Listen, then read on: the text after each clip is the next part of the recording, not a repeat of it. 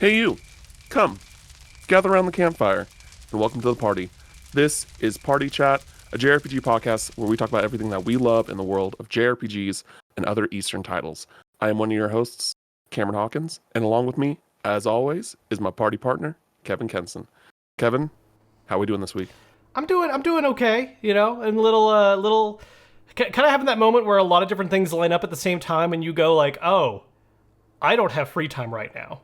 Like it's not allowed. Like I just need to be doing something like every moment for a bit. So, it's going to be a very hectic next month, summer. A hectic summer, just nonstop. Yeah, I don't know if you heard, but there's this like new Nintendo console coming out, and The yeah, a lot of same people are talking day about as it. freaking SGF. Well, not the same day, but right before SGF, and then other stuff and life things at the same time. It's just, it's all gonna be good. Just gotta Now, keep nose to the grindstone. now, did you get more than one Switch 2 pre-order just in case? I did lock in two just in case because I never trust high demand items on launch day. There's just always that chance someone screws you. But yeah, I have two pre-orders If locked you just in case. if you get one of them, I now have an additional source of income, so I can get one. I can get one on launch day now. I was thinking like Literally even right before this podcast. I was thinking that like even if I don't end up needing the extra one, it's like, well, SGF's that week. We're gonna know a lot of people. If someone just wasn't able to get a hold of one, so I mean, hey, yeah, that might be an option. That is an Yeah, option. no, I like. There's now opportunity for that, but I have something for you, Kevin. I have for those that didn't listen to the beginning of last week's episode, you should go back and listen to that for the context of this. But I do have I have something, an update for Kevin. Where are we going? So for those that don't know, I'll just say for those that don't know, last week I talked about like Disney Channel Mount Rushmore, and Kevin's already laughing as he realizes what's about to happen. And Kevin gave me the revelation that he didn't really watch any Disney Channel shows because he didn't really have it when he grew up. Which I get it, but I also feel like that you're at a you could have gone back. You could have gone back at this point. And then it came into like other conversations, probably the most offensive and eye-opening I know where this is being that going. he's never watched Drake and Josh, one of the funniest shows ever made. I have not met a single person that has watched Drake and Josh and thought this show is bad. If you say in the comments that Drake and Josh is bad, you were lying. You were lying for clout, and don't do that. And so I said I was going to tattle on him to Christine, and he was like, I don't know if she's gonna have a big like Problem. uh problem with this, and so I messaged her, and this is the text chain, everybody. This is funny, by the way, Christine, because you real quick, just for extra context. yeah, This yeah, went down right when I picked her up from the airport at like midnight. Like she was just yes, like, Cam just started texting me about Drake and Josh, and I was like, what? yeah. So I will let you know when I switched over to different people. So it starts with me, of course. Christine, I have important homework for you. I need you to make Kevin watch Drake and Josh. Christine, OMG, specific episodes or just in general? Me, in all caps. In general, he's never watched. And then Christine, 1000% makes sense. Haha. I watched it, but I watched it late. Me, I told him I was gonna tattle because that's crazy. She said, like I was in college.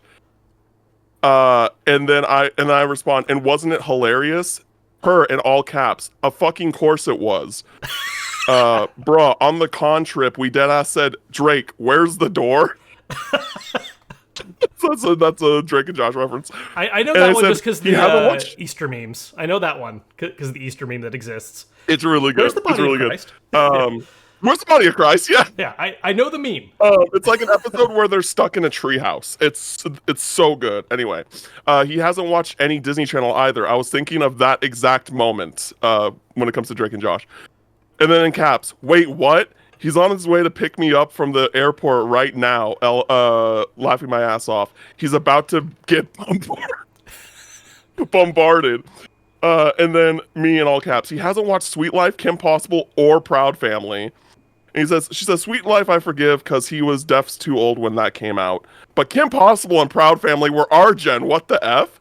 I know. And I say, I know. And then she said, one of our friends dressed as Shigo for Halloween. And I think she's Kevin's age, question mark, question mark, question mark. Like, what? And then he said, and I say, he said he didn't have Disney Channel at the time. And then she said, Cam, I feel like I'm discovering things about my husband I never knew, and my brain is confused. Like, I knew he hadn't watched SpongeBob. And then this was the drop bomb. This was the truth bomb on me, where I was like, I was waiting for what that. the fuck? You haven't watched SpongeBob? I have watched SpongeBob. I did not actively watch it while growing up, and I've certainly not seen all of it. I've seen, like, choice episodes here and there, but yeah, that is not a show I actively was up with. You need to watch, like, the first 3 seasons. The first 3 seasons, like, when the creator was directly involved. Right. Because that's when they were, like, in their bag. Like, that was when their jokes, like, the references that you get today, like, it's incredible. And then she said, I wish I was. Kevin, quoting you, I was too busy watching anime on Cartoon Network. Me. In all caps, bullshit, I watched anime too. And then she said, right? And then I said, absurd behavior. So, yeah, I think I won this round. What does it even mean to win? to prove that you need to watch these shows. Well, But these shows, all we need, these shows as a 30-something-year-old, all we need is 40 less games to release this year. That's and for fair. Also active television to stop all production. Like that's what we need right now. Just give me that, and then I can catch up on 8 years of Disney Channel. Okay. But yeah, just so like nothing just happened. That was the whole thing. Moving on. Yeah. I had to update the people, you know. There's 5 people that care about this podcast, and I had to update them. But anyway, before we get into the news for the week, gonna go over some housekeeping. If you've been enjoying the show, please go to your podcast service of choice, give us 5 stars, give us a follow. It really helps with exposure, getting our name out there, all that jazz. Please subscribe to our YouTube channel, Party Chat: a JRPG podcast. Even if you don't listen to the video versions or you don't watch the video versions, just hitting that subscribe button, hitting like the thumbs up button on the video every week, it can go a long way, and we'd really appreciate that. You can also support us on Patreon if you want to throw a little money our way, where we have different tiers that give a few rewards depending on what tier you subscribe to, like getting the episode a day early, our monthly Q&A, which we need to record sometime this week, where you can just really ask us anything you want, and we just shoot the shit for 2 hours. It's it's even more casual than this podcast. Somehow. And then and then Campfire Catalog, which is our book club podcast.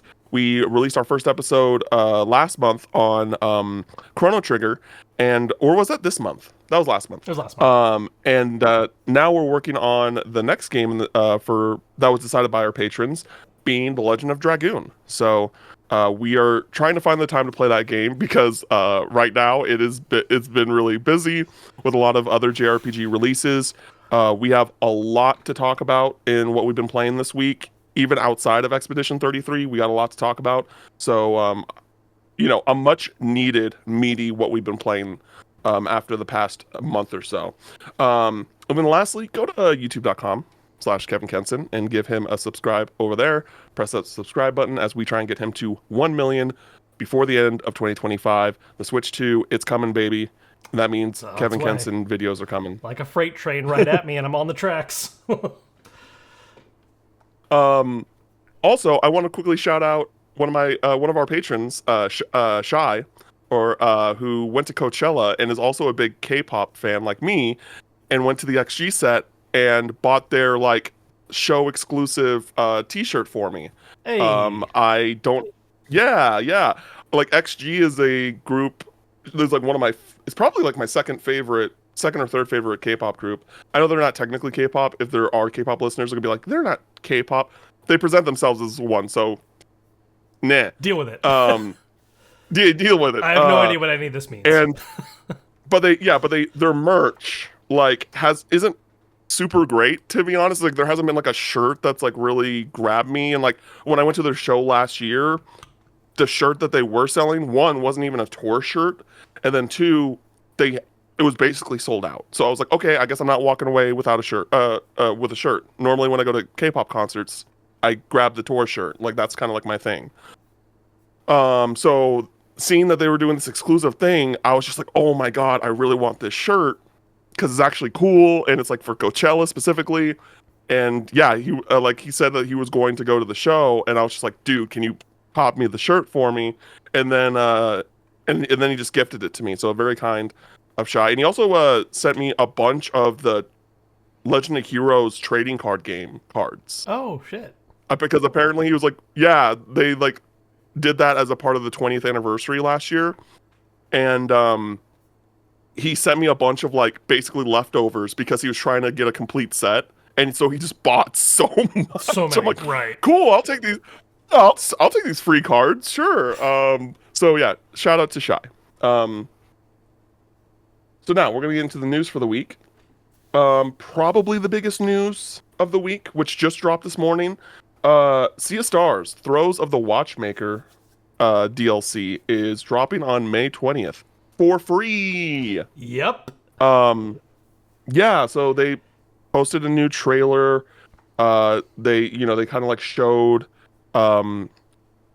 Zale and Valerie like going to this circus, this carnival of sorts. And yeah, it looks really cool. In the video, the summary of the video in the description on YouTube says this DLC sends Solstice Warriors Valerie. Is it Valerie or is it It's Valerie? Valir. Valir. Oh, okay. Okay. Valir and Zale on a side adventure into the miniature clockwork world of Horlodge, where a cursed carnival threatens its innocent denizens. To survive, they'll need to play by unfamiliar rules and confront not only the mischievous puppeteer and her minions, but also their own darker traits. Yeah, so this is supposed to be like a side story type bit. There's going to be a new playable class for both Valir and Zale.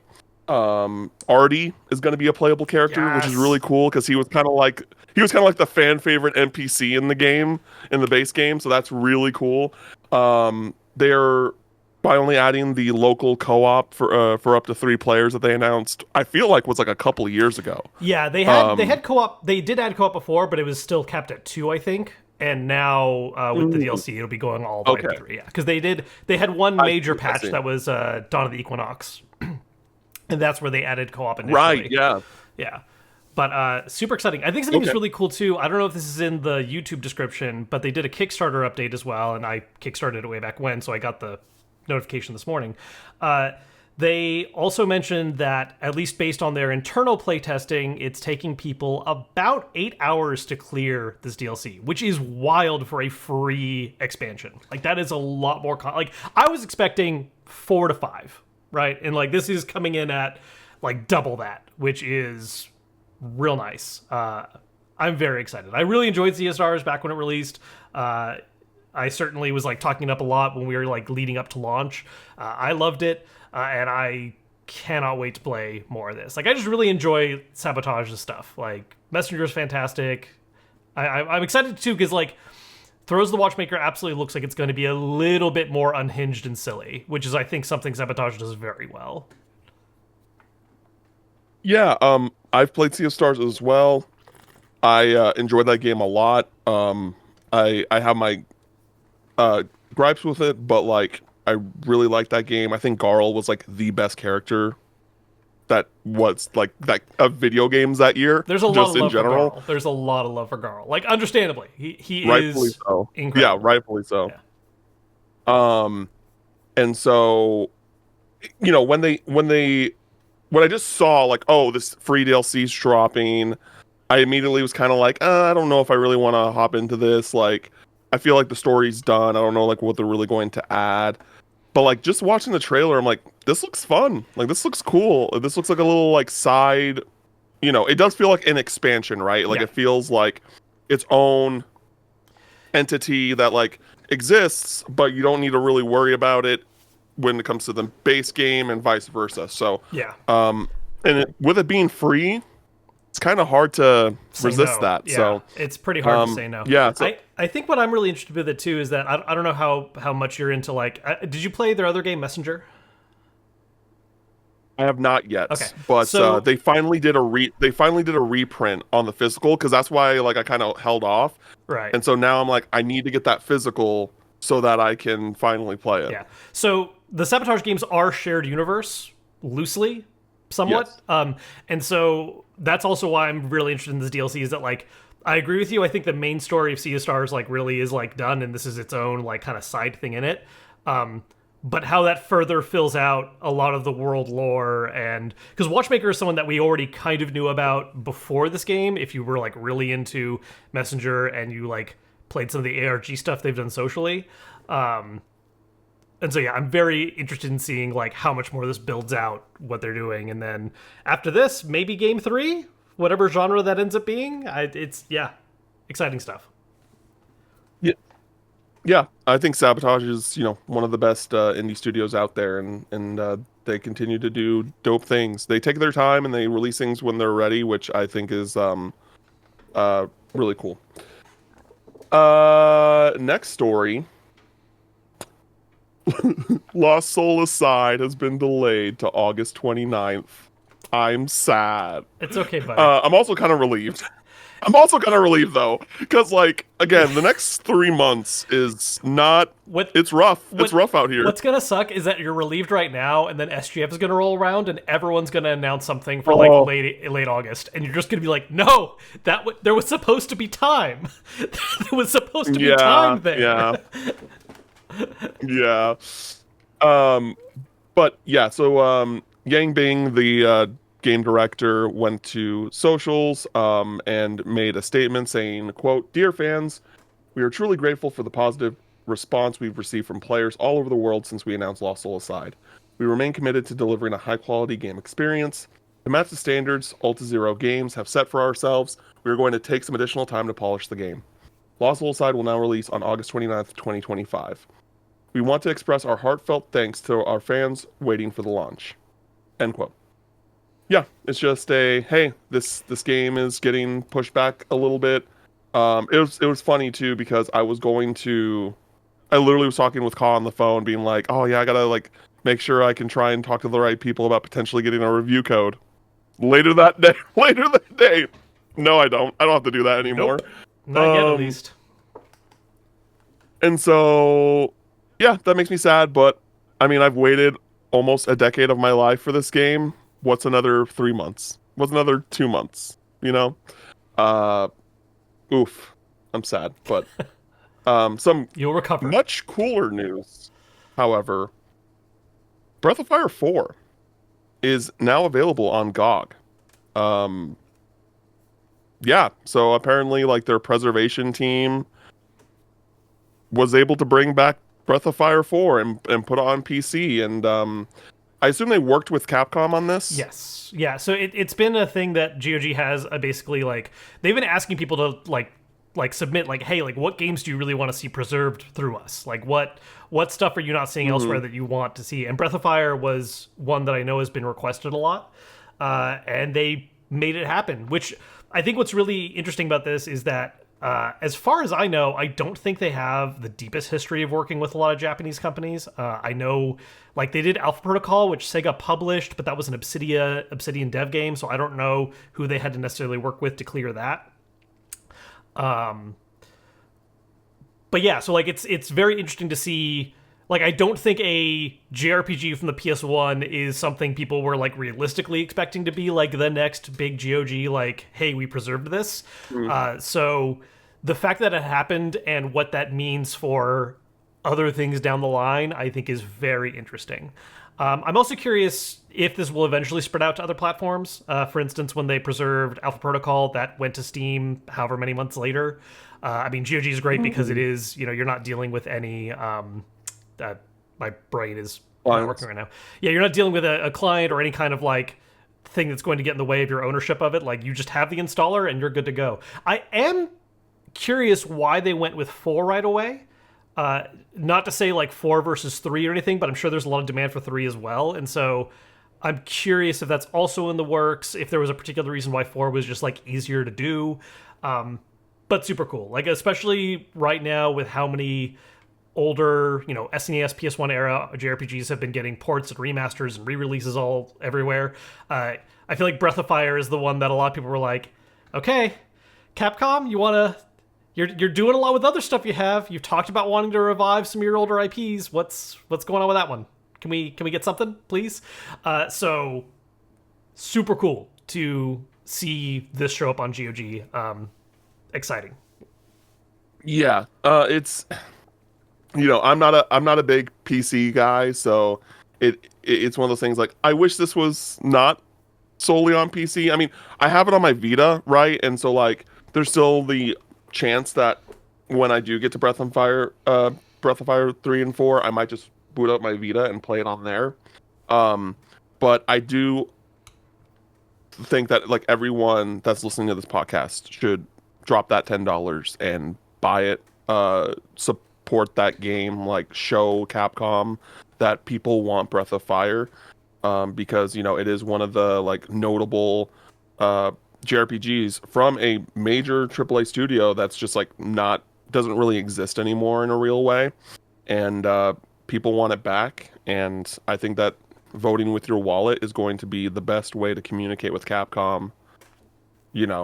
That hey, we want this. And I know that speaking for myself, like if I have the opportunity to like talk to anyone at Capcom in person, I'm gonna be like, yo, thank you for Breath of Fire 4. Please do more. Like I'm gonna be that voice to try and tell them like, hey, there are people that want this. So yeah, very cool stuff. $9.99 on GOG. So Awesome price too. Yeah. yeah, great price. Oh, and I mean, like they also like should clarify they have like these upgraded visuals and stuff like that. And there's like ways that there's like different settings to kind of like Yeah. make that experience the What? way you want it to be. I've already like seen some people make posts on like, oh, like change this setting to this setting and this setting to this setting. And, like this is how it like looks and feels the best. Right. But yeah, it's really really cool. I will get to that game eventually. It's on the list. It's on the list, like many other things. Next up, Xseed confirms that the Nintendo Switch 2 physical editions of Rune Factory, Guardians of Azuma, Story of Seasons, Grand Bazaar, and Daemon X Machina Titanic Scion will have the full game and upgrade packs completely on carts. This is just like wanted to relay this information. As we are physical collectors, we care about physical media. This is something that Xseed confirmed on their Twitter page in the past week that like, hey, these are all going to be fully on cart on Switch 2. And I do think that Xseed just like historically has been really good about physical media and like giving they know their fan base and they want to do what is right for them. Like they've kind of consistently been that kind of leader in the developer and publishing space, which I really really love. Because like 100 Heroes was or not 100 Heroes, 100 Line is recently, that's the next seed title as well. So they always like to try and do some cool like physical editions. They were the first ones to like let us to give us a review for the pod. We did East, Oath of and Felgana. So yeah, Xseed's great. And I just wanted to share that news out there. Did you have anything you want to say about that, Kevin? No, nothing to add. I think that covers the main points for that. Yeah, I think. Well, I guess the one thing I would add is what's really interesting about this too is that so far, when it comes to third-party actual physical releases on the Switch 2, it's basically Marvelous Exceed and Cyberpunk. It's Like that's it. Yeah. Like first party, they're doing Yeah. actual physicals, like we know that. But like when it comes to third party, everyone's doing game key so far, except for Marvelous and Cyberpunk. So Yeah. that's Shit cool sucks. that they're doing it. I hope more do. So that's how that is. Yeah. Yeah. Shit's bleak. That it's really unfortunate. But again, XC does normally like localize some pretty like relevant JRPGs, and so like knowing that at least for the time being, that's not a worry is nice to know. Um, Next up, Trails in the Sky, first chapter, is getting this bracer supply box from Pinbox. For those that don't know Pinbox, they're basically the main third-party licensed mercher for Falcom, and they've done a lot of cool stuff in the past. They did like a bunch of dope like anniversary shirts. Like I have some of them like right here still in their bag. Like they they have like the different parties from the different arcs on them. Very cool. Uh very cool. They're based out in the UK, and they announced that they're doing this like basically a collector's edition without it being a collector's edition for Trails in the Sky first chapter, and I'm in love. It's beautiful. So it's up for pre-order now. And it's pre-orderable until May 29th.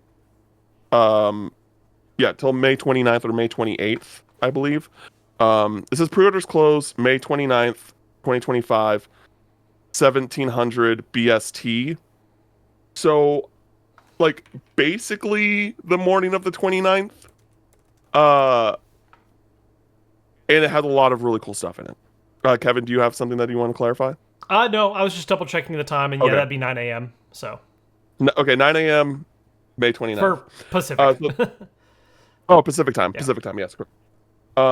So the I'm just like kind of reading what it says on the page here. So the Bracer Supply Box is a collection of premium, high quality merchandise officially licensed by Neon Falcom to celebrate the launch of Trails of the Sky first chapter in fall 2025. This will ship in fall 2025, to be clear. So here's what comes with the Bracer Supply Box. There is an Orbment replica, which is definitely the coolest, arguably the coolest thing. The die-cast Orbment replica is a 4-inch zinc alloy recreation of the standard battle Orbment from Trails in the Sky, finished in antique silver and hand-washed to accent every concentric gear and conduit. And then it basically has these magnetized sockets for you to put quartz in them. And along with the Orbment, there's a set of 14 quartz, 2 of each color. And then on top of that, there is a full-size replica of Estelle's bag. Super cool. Super cool. A 9-inch A5 real leather junior bracer notebook. So cool. A hard enamel pin of Estelle Bright and Joshua Bright. And on top of that, Estelle Bright's staff in the pin, it spins. Oh, You can spin nice. it. Yeah, it's a spinner Yeah. pin. Awesome. Yeah. And then there are metal keychains of both Joshua Bright's Dirk, his sword, one of his swords, and then Agate's broadsword. So they're like 2 separate keychains that you get in there. There's a 12 by 8-inch laboral canvas map print, which is really dope because NIS America's done maps of like Erebonia and Calvard and I believe Crossbell, and now we're getting like Laburl finally, so that's really great. And then an 8.5-inch acrylic 3D diorama standee of Estelle and Joshua, and then a set of 8 art prints, each focused on one of the party members. This is a UK retailer. It's selling for 199 euros, free worldwide shipping, but with USD conversions, it's basically $272, which is pricey, but with what this comes with, shut up and take my money. Shut up and take my money, sir. Um, any thoughts on this, Kevin, as someone who's getting into the world of trails this year? It looks shiny. I mean, look, like I went on my little rant. I think it was last week about the Ghost of Yotei Collector's Edition, where like I I go in waves with stuff like this, where I'm like, Mhm. there are like two or three things in here that I think are cool, and I have no idea what I'm gonna do with the rest of it. You know what I mean? Where I'm just like, like it'd be cool if I could get like the orbit thing on its own, or like there are specific pieces that I think are really cool. Me personally, like even if I was into trails, I don't know if I would be interested in getting like this much stuff packed in a box. Like the Orbman and the Notebook No, and that's what I'm saying. the The or no, like the orbment. That's what I'm saying. Like the orbment's cool. The notebook's cool. I just don't need like all of it. You know what I mean? You don't know what I mean. like You're just like this is a madman no, right no. here. Like here's the thing. Like, am I crazy? No, I don't. I do not care. Here's one thing I do not care about, and I wish more collector's editions stopped doing it. I don't care about acrylic stands. Yeah, Stop them. Remove them. Delete them. Like they're not interesting. Like they're not like like I'm not going to put this up. I'm just not. Like I might do trails because I love trails that much. Like that like but even then it's like it's not like what I want. Like if this acrylic stand was not in this collector's edition same price, I would still buy it. Like it literally like feels like free to me. You know what I mean? And it's kind of like the kind of backwards logic. Like here's the thing. What you're saying makes way more logical and responsible sense. You know what I mean? But for right. me, it's like I like I would have bought this alone at this price for the bag, the orbment, the notebook, the map, and then probably that's it. The pins are great. Like I'm glad that I like pins. Once I get like settled in, I really want to start a pin wall. That's really dope. The art prints, cool. Don't need them, but very cool because they're like my favorite JRPG party. Super excited about that. Keychains, cool. I don't know why you picked Joshua and Agate's swords specifically, but cool. Um, but yeah, this is like I am super excited about this. But I understand what you're saying. Like I don't need everything in here, and like a lot of time, there's not a lot of times, but there's sometimes where it's just like things just kind of stay in the box, and like I might show them off like when I need to show them off, and like oh yeah, this came with this is cool, but this is what I came here for. Right. Um, so, uh, yeah, so very cool. But and yeah, and to be clear, this does not include the game. The limited run is handling the collector's edition, and that's the thing that's really interesting about that is this is like, what is the collector's edition going to have with this having all of this? Like, I Right. thought we like, the official orbment, or the replica. I'm like, that's something I would potentially expect in like the collector's edition, but it's coming in this. So what are we getting from limited run? And like, it's hit and miss, right? I think, but normally for the games that I care about from limited run when they do a collector's edition, they have stuff that I like. They have stuff that I am excited about. Hmm. And so and we'll get into that in the future, but like we were talking about this in the Discord, if it were like if I was limited run, I'm going to assume that they knew this stuff was coming so that they don't double dip, right? They don't accidentally do the same thing. It would be really cool if we got like an official like Bracer Guild emblem statue. That would be dope. I would be cool about that. You know, Koto Bukaya, I think is the name of the company.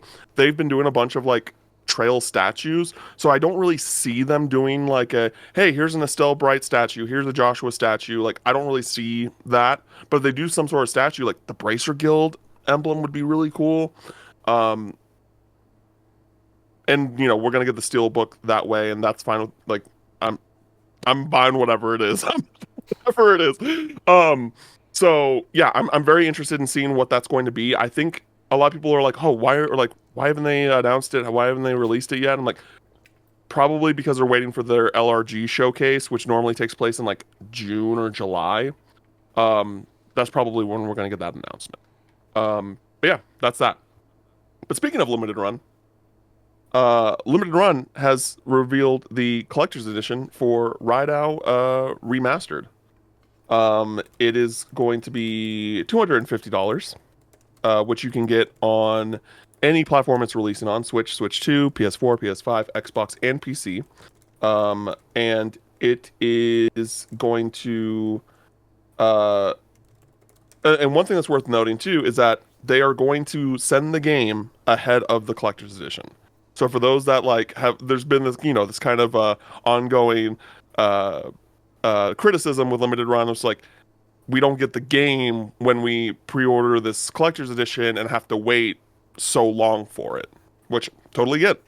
Um, and so the pre-orders are up and they close Sunday, June 1st at midnight, basically Eastern time. Normally, I will say through my experience, they stay up until like the very early morning the next day, but you kind of know your window is that they go up for pre-order on May 5th, and then you would basically have a month, a little under a month to pre-order it.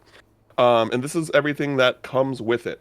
So the so it includes the game, the pre-order DLC bonus, Ride House glasses, an alternate foil cover for if you're buying it on console specifically, steelbook, special soundtrack, a 10 by 7-inch lithograph, a 5-inch plush of Goto Doji, which is the cat, a 8-inch statue of Rydao, an enamel pin, and a certificate of authenticity.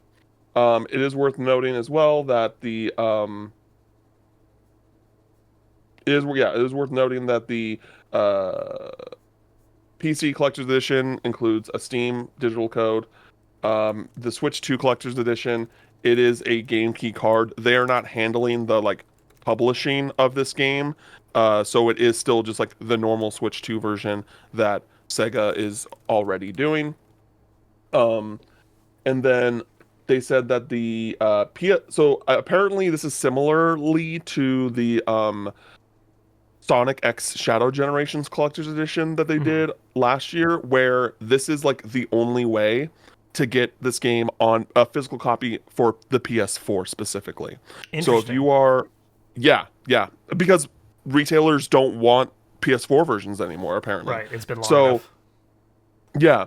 So if you want the PS4 version of the collector's edition for some reason, whatever that may be, you're not going to get the PS4 physical game until between September 23rd and September 30th. If you get any other console version, you will get it basically the release of the release week. So yeah.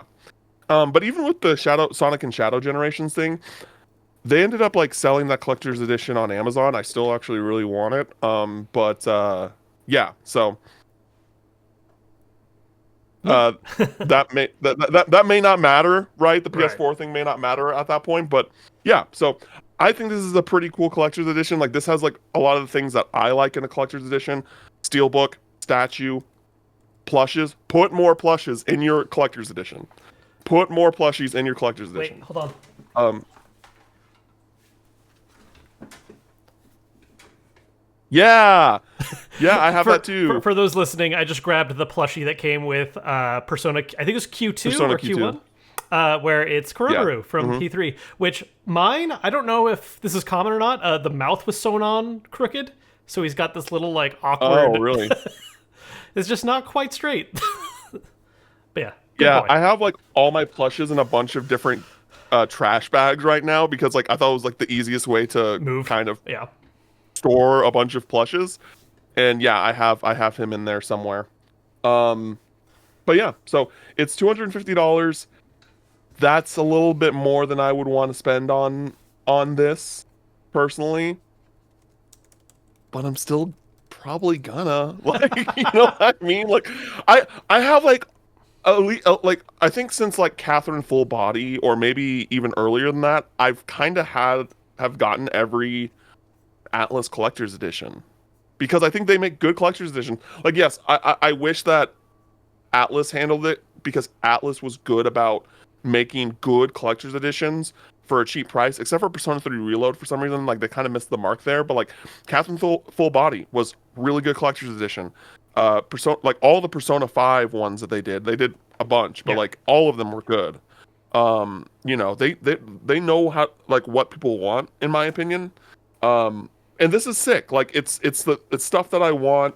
It's, again, a little bit more expensive than I would like to drop, but it has mostly the things that I look for in a collector's edition. Yeah, I think the only thing in it that I'm like, I would say like, because again, like I've complained about too much stuff in a lot of them. This one overall solid. Like the only thing that's a little weird, and I get it, is having a physical soundtrack that's a CD, where I'm like, okay, like I get that, I understand why, but that is also a little Yeah. weird. Just in terms of what I Yeah. have that plays CD still. Yeah, I can see that for sure. But yeah, But yeah, so definitely that's a better the focused one. that is the Rido. I don't remember, do you know how do you pronounce it? Uh, Rido, I think it's Rido. Yeah, Rido. I think The I'm not Rido 100% on that, but collector's edition, right there. And then some quick little two mentions here. Expedition 33 has already sold 1 million copies, in like 3 days and or whatever it was. Yeah, wild. yeah, something very quickly. And then Elden Ring has officially hit 30 million copies sold. Woo. Uh, wild, wild stuff. But now we're gonna get into what we've been playing this week. Kevin, you've been playing the 100 line. I have. My copy of Expedition 33 got delayed, so I was like, well, 100 lines basically the same day. I'm going to just dive into that for now until my expedition arrives. I cleared what is effectively Route 1 of the game. This Okay. thing is massive. I did not know going in how large this would be, and I saw a few people talk about it like a little bit during the review phase, because there are even a few reviewers I like who are like, I didn't finish in time for a release, so here's what I think so far. And the reason why is this.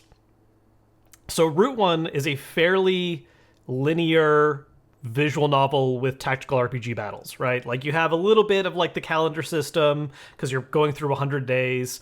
It takes its time a bit, and you get through like a fairly meaty, probably, just under 20-hour visual novel tactical RPG. And you finish that up, and the game goes, great, that was the prologue.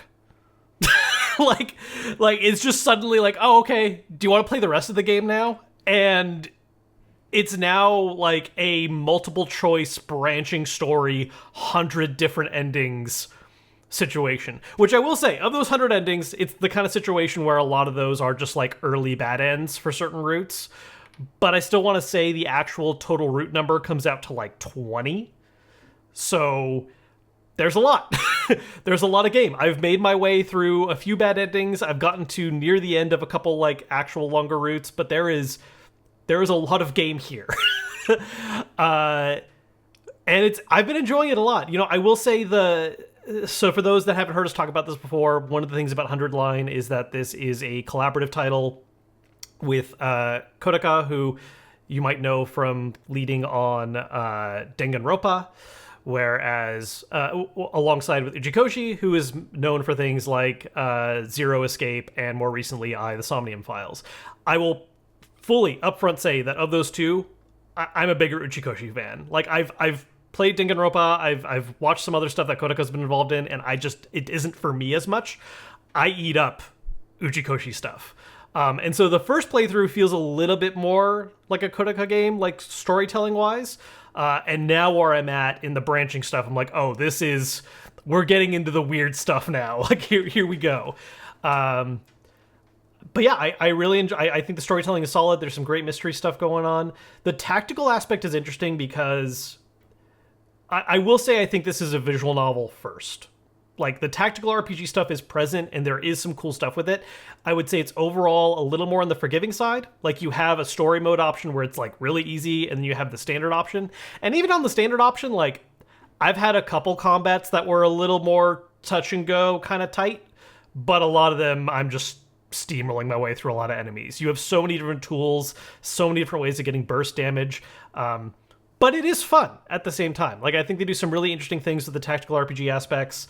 Every character's moveset is like completely unique. It's a very like low number game. It's not like, oh, you're leveling up and now you're doing 200 damage a hit. Your characters have like 12 HP. tops. Most enemies deal 1 to 2 damage in a hit. If someone deals 4 or 5, you're like, oh, that guy hurts. I need to make sure I take that guy down ASAP.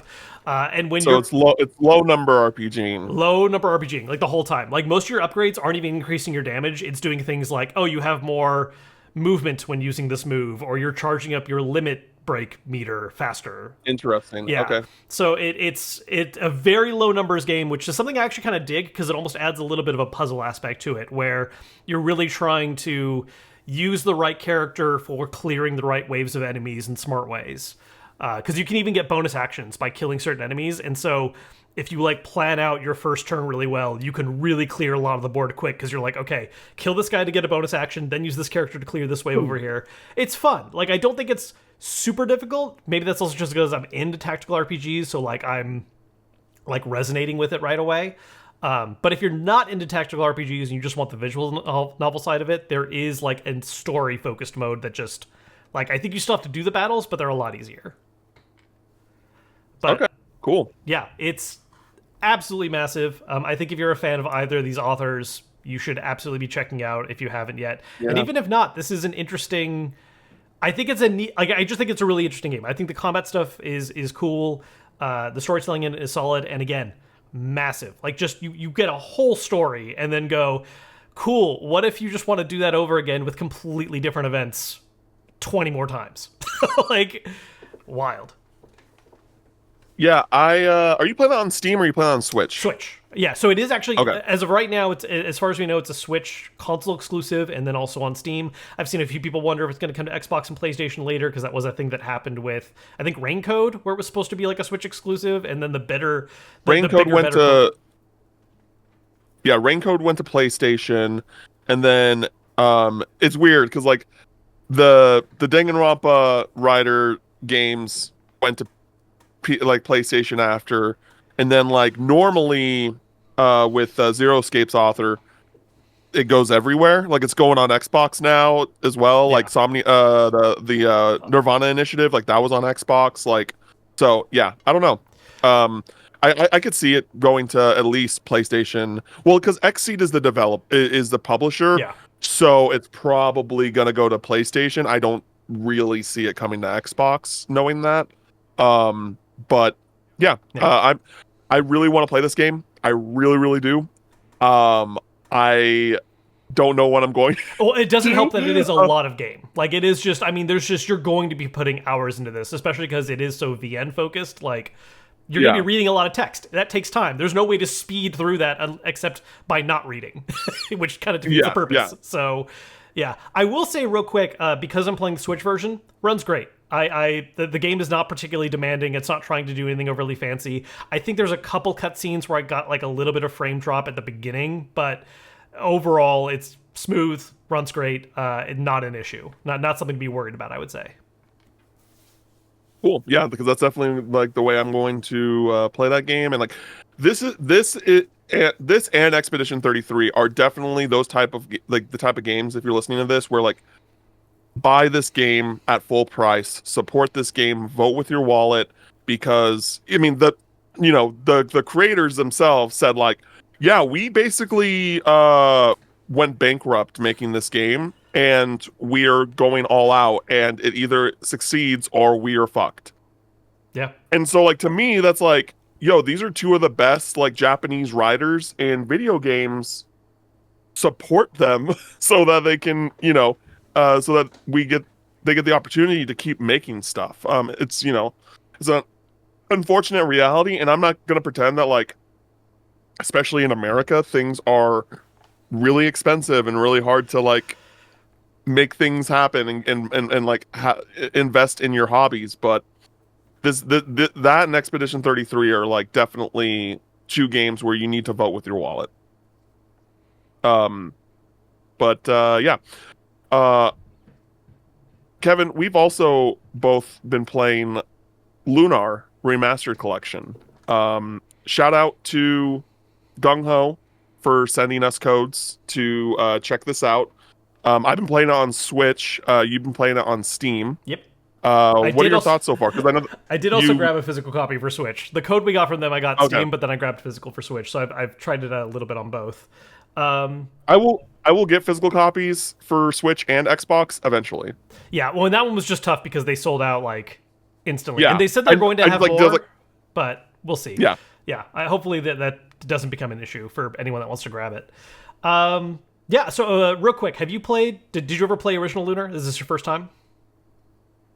I've never played Lunar. This is the first Okay, time. cool. So I did play the original one. I played the PSP version of it. I never got around to playing two, so this is actually really cool for me to be able to play two as well. Um, it's a comfort food RPG. You know, like I don't know your thoughts on what you've played so far, but there is a kind of sense of, I'm not sure I want to use whimsy for this one, but it is that kind of like we're going on an adventure kind of vibe. It's all Yeah. like childhood friends together kind of thing at the start. Everyone's a little bit of an over the top trope, but in fun ways. Uh, yeah, it's very nice. I will say that as far as the remaster aspect goes, there's a couple things they've done that I think are really neat. You have the option to choose between playing classic style or remastered style visually. So, you know, if you want to have an actual proper 16 by 9 full screen and, you know, some of the updated little like fixes and looks, you can do that. Or if you want to play like 4 by 3 smaller image and have it look more like the original, that option's there. Uh, they rebalanced a lot of the game. Original Lunar was very grindy. Like it wasn't necessarily difficult, but you had to grind if you wanted to be able to handle bosses. Like there was a numbers game going on where you needed to take the time grinding, and there's still like a tiny bit of grind so far in remaster, but it's way less. Like if you're just on top of fighting enemies as you encounter them and maybe just do another sweep real quick, you're gonna be more than powerful enough for like bosses of areas. So that's a really nice adjustment, I think. I think there was a time where grinding like that kind of made sense because they wanted to make sure the game lasted so many number of hours. That's not an issue anymore. Please let me just keep playing the game now. I don't need to keep fighting random enemies for hours on end. So that was a nice update. There are some. One thing I forgot about with this game, and I had to look it up a little bit afterwards, is the translation. Because I know there's been a little bit of mix on this where they are using the same translation that the original English localization did, which was by Working Designs.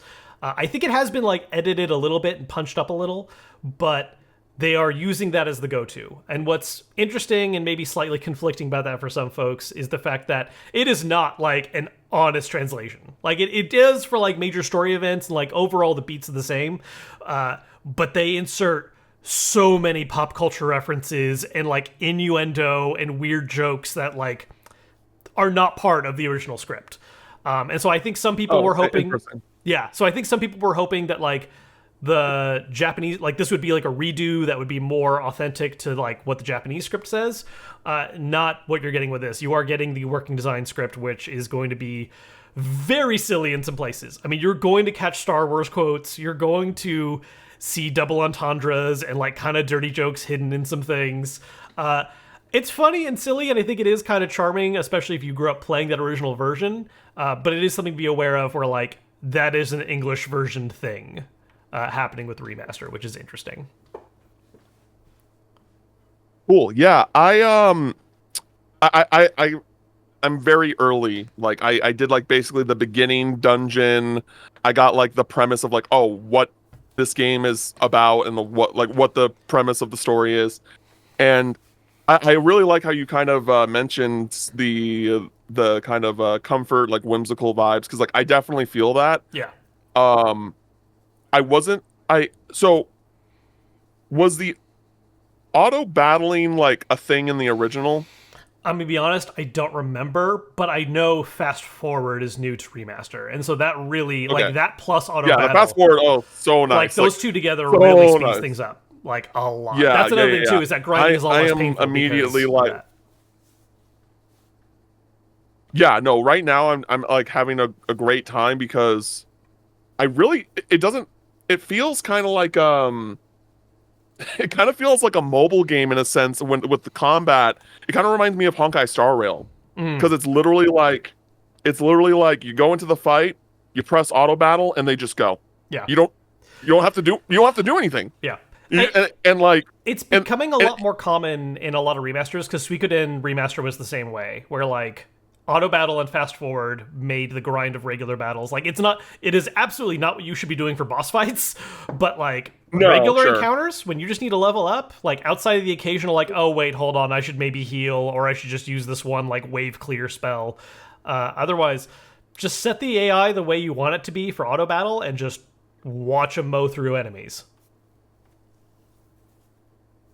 Yeah, it's really nice. As someone who like doesn't have a whole lot of time to play games right now, this is a game where like I can take my Switch with me, and when I'm like in between deliveries or something, I can just play Lunar, auto battle, and get through these like the game like a lot faster than I thought it would be, and so that's really really nice. Um, and I really enjoy. Again, I like how colorful it is. I'm not. I'm not like I would say like I'm not super crazy about the art direction. I would say like it's not really grabbing me like the pixel art like I or like it's not really it's different, and I Are you think I talking just kind about of need to get for used to it. yeah, are you talking about the art style during like the animated cutscenes, or you're talking about like the regular gameplay look? No, I love the anime cutscenes. Anime cutscenes are great. It's more just like the general gameplay. It's like I feel like things just like look a lot more chonky, Yeah, and everyone's a little maybe that's the chibi. point. Everyone's a little like kind of blockish, squarish almost, and yeah, I get you. Yeah, yeah. I don't think it's bad. I'm just not crazy about it, and I kind of want to like just kind of. I feel like it's just something I need to get used to. Because like different isn't bad. Like it's like okay, you have like this own identity as well. It's just kind of like oh okay, this is what it is. Um, And yeah, combat is cool. It's very straightforward. Like if you were trying to like if you want to get through a JRPG that is like kind of like I don't want to say like low effort, but like that's low energy, that you don't have to go like too crazy into the mechanics of it all that jazz. This is definitely one to check out. It's really Yeah. fun. It's really fun so far, and I'm looking forward to like playing more for sure. Yeah.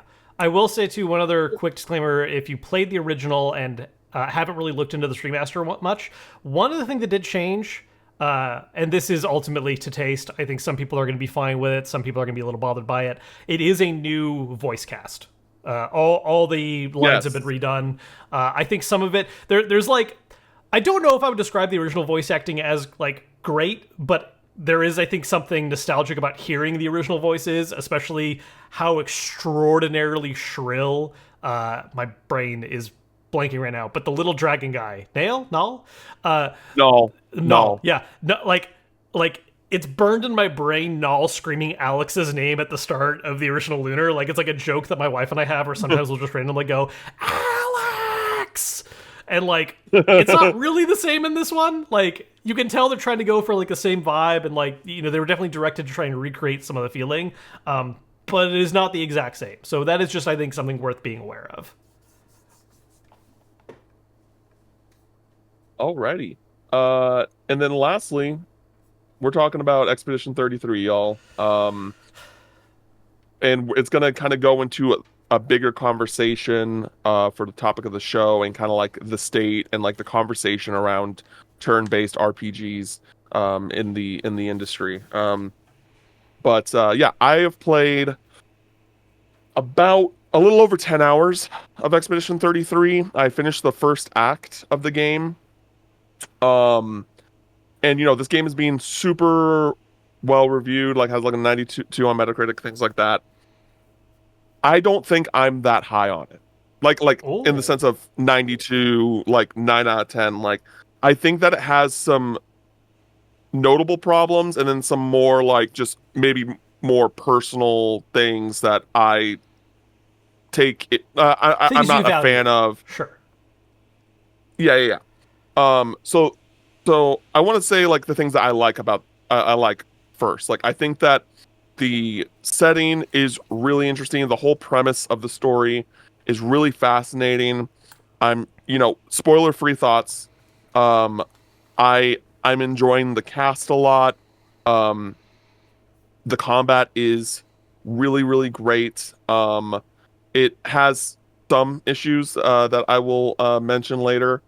Um, and the world map, like I think from a graphical standpoint, this game is good. I think I I think I expected a little bit more just from like what we've seen. Like there is definitely some like grain here and there.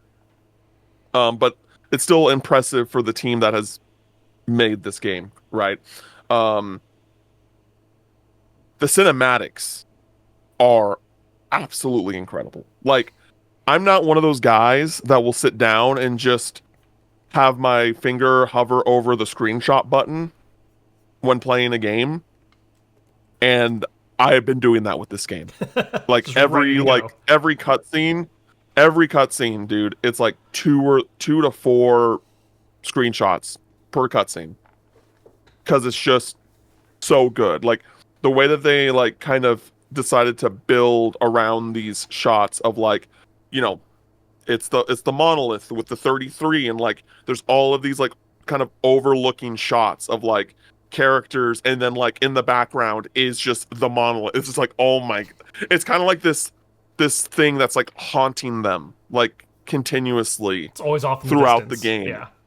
It's always there. It's always present and it's just and like that kind of tenseness that exists just thinking about being in that world and just like no matter where you go, no matter where you look, you see this like long what's the word I'm looking for? Uh elongated, Mm. I think is the word I'm looking for.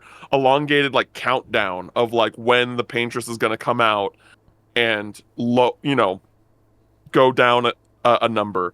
And so it's really really cool. I really love the kind of world that they've crafted with that. So far, like without getting into spoilers, having a really good time overall. But I do have some issues. I definitely have some issues. Um, this game desperately needs a mini map. Desperately. Like I understand the like the creative design choice of like, oh, you're in this newfound territory. You don't get a map. You don't know where like things are. Like you have to figure things out. I would be more okay with that if when you're in these different locations, these different like for lack of a better term biomes, the environments weren't didn't look all the same. Mm. Like the color and like the design of a lot of things are all in the same kind of like scale of colors. And so it's really easy to be have I been here before? Have I not been here before? And there's only one time where like I properly like went on a path where I got fought an enemy and I'm like, "Oh no, I'm not supposed to be here yet." Like this is something I need to come back to. Yeah. Um but in the instance of like just general like trying to figure out where's the way forward in this main story, I just like there's just a lot of times where I'm just like running around in circles and I'm trying to figure things out and it's because everything just kind of looks the same. And so I think a mini map needs to be added. I don't care. Like I understand what they were going for. I do not care. Because the thing is like even though I've been super excited for this game, there's supposed to be like 30 more hours of side content. I don't see myself doing that. I see myself wanting to know more about the story and getting to the end of that story and then like probably moving on because of the kind of again like it's not drastic but there's still like a lack of like sense of direction when you're like continuing through this game. It's like okay, so now I have to kind of go to these old biomes I've never been to or that I've already been to, and then kind of like figure out where the new stuff, the side stuff is. I don't want to do that. I don't. I just don't. Like that's just not what I don't want to do it. So I see myself like once I finish the main story and I've seen all of that, I'll probably just be like, all right, I've I've done what I did and like I enjoy that. And it's simply because there's no mini map or there's no map to give me to be like, oh, this is you've been here, now it's time to go here. Um so and maybe, by the end of the game there is a map, right? They're like, okay, we're giving you this thing so that when you go back to these locations you don't get lost. But at least as of right now, I don't see And, myself. doing that side content. As far as I know, there is not like an unlocked mini map or anything. You have the world map. I will say that I do know side content wise that there's also just like straight up new dungeons, so it's not just revisiting like past places to get through the nooks and crannies. Like there are like post game Okay. areas to visit, so they are still new. Hmm. I will say Okay. I don't know if I necessarily agree that it needs specifically minimap, but I do think some kind of map would be nice. Even if it was something where it's like you have to fill it out as you go along, right? Like when you first enter an area, you only see your entrance where you are, and then as you explore, you can pull up the map to see like what's been filled out and realize, oh, I never went like down this way or something. Because I think it's I actually love that there's not like a very clear objective tracker. Like I like the idea that I can just kind of mess around a little bit and I'll get the feeling of like, oh wait, maybe this is progress, or oh, they're saying we have to go to this tree or whatever, that I see it in the distance over there. Okay, fine, I'm gonna go over to this area first. I kind of like getting lost in stuff that way, but I absolutely see how that can be a detractor for a lot of people, especially when sometimes you're like, I just want to get to the meat right now. Like, why am I wandering around? I'm not as far as you. Yeah. Like I said, I got my copy late. I literally got it last night, and I just poured like 5 hours, 6 hours into it. Apparently, I'm getting close to being done with the first act, based on what I've just talking with other people with where I am. I think my overall reaction is more positive than yours. Like, I absolutely see myself tearing through side content on this. Like, I want to squeeze every last drop I can out of what I have played so far. I do have like some of my own critiques and other things I don't like. I think there's a couple choices made that to me either don't make sense or I don't see what it adds to the game. But overall, as far as like the dungeon design, the combat, what bits of story I'm getting and what little bits of story I could see side content filling out, I'm all in right now. Oh yeah, I'm definitely all in. I'm super into it. But even with the dungeon design, like, I don't think the dungeon design is really like that great. Like, I think it's pretty like there's a lot of like kind of circulars design in Mhm. there, which again with the kind of similar colors makes it easy to get lost and like be like, oh, have I been here before? Have I been, like that type of thing.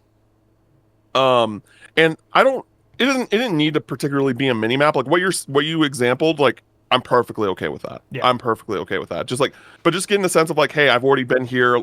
Like, let's find other directions on where to go. That's fine. Yeah. Because the thing is like, The flags there's kind of not give a you a sense whole of lot that, to but do in. Yeah, but even then, it's like there's not a whole lot to do in the dungeons. yeah. You're really just like going through them. You know what I mean? Like you're Yeah, going through and you're fighting people. it's And so it's mostly not like yeah, no, I was just gonna say go it's ahead. mostly encounters, and there is like some little stuff. Like there's the chests that you can unlock by finding things to blow up, and I do think that's actually one thing that is a little awkward. Is like some of the like the platforming doesn't feel that great, so it's weird to have like parts where you need to platform. Like I think that's not a great strength of the game. I think that is a bit of a distraction. I guess when I talk about the dungeon design, for me, I am speaking a little more aesthetically. Like I think I don't know if I agree with your criticism of everything looking the same. I that might just be I haven't hit the dungeons yet where I get that vibe. But so far, I feel like there's been pretty striking, interesting differences in like parts of stages. Like the whole water area, I thought was excellent. And there I was thought interesting things, but like maybe I'm just not at the right dungeon yet to be like, oh, I see where this issue is coming up now. I thought that like the water dungeon was cool because it's like you're in water and but the main base of that dungeon is like you're in this giant circular room and then you're just trying to like figure out where to go from there. And that's like when you kind of forget like, oh, did I go out this exit yet, or did I go out this exit yet? Like those are like that's the kind of example that I'm trying to say like of just like how the dungeon design can be really weird for me. Sure. Yeah. But outside of that, uh combat. So you haven't gotten this far, and it's just like a mechanic that they introduce. They introduced this mechanic at the beginning of Act 2 called gradient counters. And it's basically like uh enemies will do certain moves where you have to gradient counter. Like you can't normal parry, you can't dodge, you can't jump, you have to do that. Um or maybe you can dodge, but if you're not trying to parry, what are you doing? Um and the thing that's frustrating, just to bring in context for those who haven't started playing Expedition 33, when you try to parry, normal parry, there's no visual cues. It is purely visual, like it is visual and timing and just getting it down, right? Yeah. There's no cues to like There's get not that like a down. light shines and it's like, oh, press Yes, A now exactly. because the thing like yeah. There's no Yeah, there's no extra clear indicator. The indicator is a sword is about to hit you. Hit the button. yeah, exactly. And there's jumping, which is literally there is like this kind of like gold diamond that appears, and then that's when like, oh, I have to jump. I can't parry this. Um, and so you have a visual cue there. With gradient counters,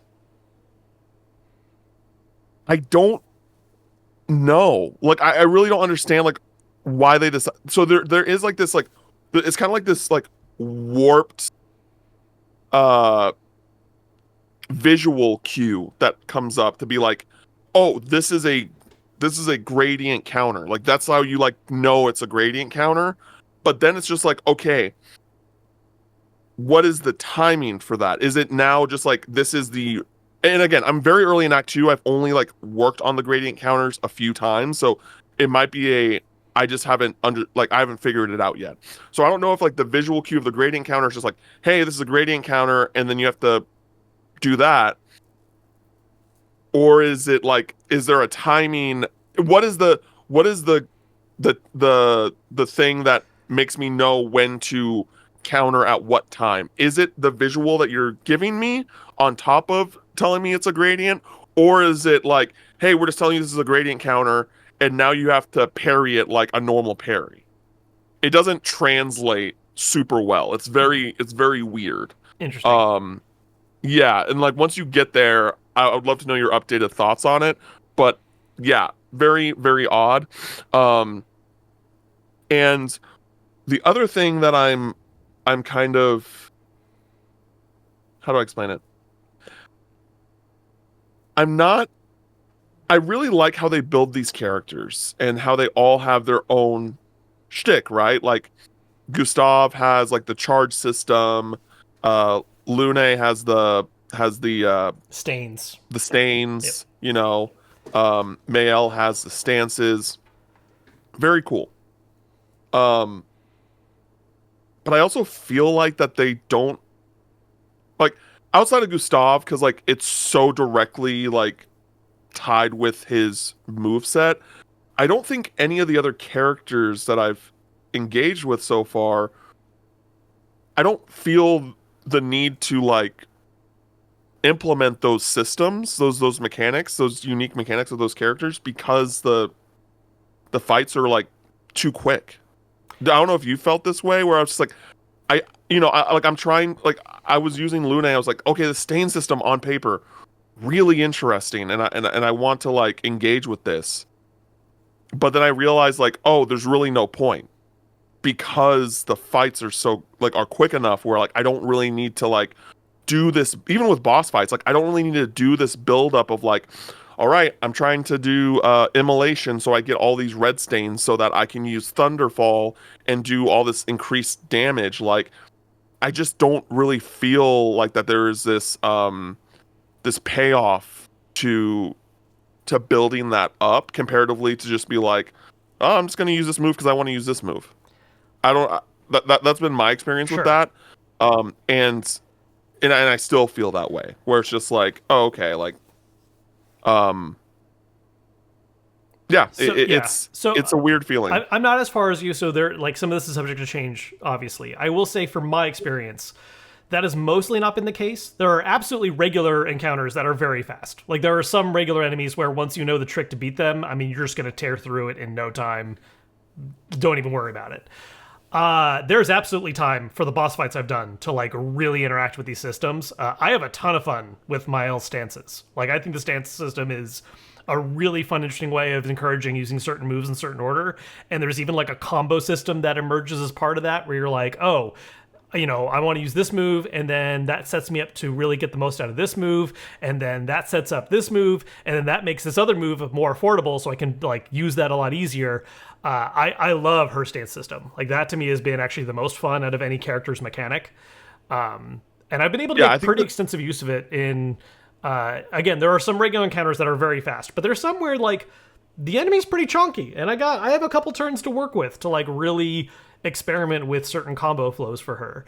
I'll agree Stains doesn't work as well for me. I think there are some specific moves where I find it ends up being really useful, especially for some bosses. Like one of them makes the healing move free to use as long as you have so many Stains stocked up. So like that's always a priority for me, so that I just know I have the healing move on hand if I need it. Because, sometimes I'm bad at parrying. But otherwise... yeah, I think the stain was interesting. It doesn't hit for me as much, I agree. But I love the stance mechanic. Yeah, I think that I do think the stance is cool, and I think the reason why it's cool is more so because it like directly goes into the stats, right? Like going into a defensive stance means you take less damage, and like I do like Mael's stuff, but yeah, I'm with